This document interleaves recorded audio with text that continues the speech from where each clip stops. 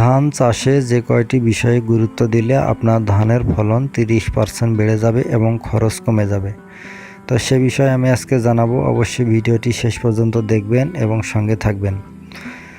আর সেই সাথে আপনি যদি নতুন হয়ে থাকেন অবশ্যই চ্যানেলটি সাবস্ক্রাইব করে নেবেন। তো বন্ধুরা, প্রথমে জেনে নেই যে বিষয়গুলি গুরুত্ব দিলে আপনার ধানের ফলন 30% বেড়ে যাবে এবং ধান তাড়াতাড়ি সুস্থ সবল হয়ে উঠবে। প্রথমে যে বিষয়টি তা হচ্ছে জমির আল ভালোভাবে আমরা কেটে নেব এবং সেখানে নতুন মাটি আবার লেগে দিলে ধানের যে জমিতে পানি ধারণ ক্ষমতা এটা বাড়বে। সেই সাথে জমিতে আড়াআড়িভাবে 3 থেকে 4টি চাষ করে নেব, তাহলে আপনার জমির উর্বর শক্তি বাড়বে।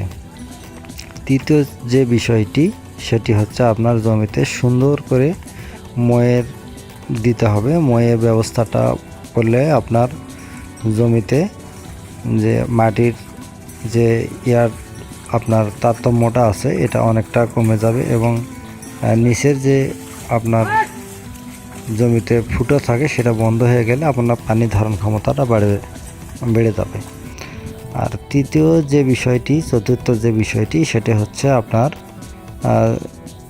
বীজতলা থেকে বীজ উঠানোর সময় অবশ্যই গুরুত্ব দিবেন যেন বীজগুলো ভেঙে না যায় এবং নতুন শিকড়গুলো যেন নষ্ট না হয়।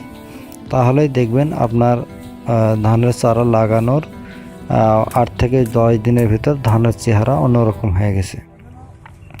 আর শেষে যে বিষয়টি দেখবেন তা হচ্ছে জমিতে ধান লাগানোর সময় দেখবেন যে ধান যেন হেলে না পড়ে অথবা মাটিতে নুয়ে না যায়, সে বিষয়টি গুরুত্ব দিবেন। তাহলে আপনার ধানের ফলন 30 গুণ বেড়ে যাবে আশা করা যায় এবং সেই সাথে আপনার ধান অতি অল্প সময়ে সুস্থ সবল হয়ে উঠবে এবং সুন্দর হয়ে উঠবে। তো বন্ধুরা, আজকে এই পর্যন্তই। কৃষির সফলতা কামনা করে শেষ করছি।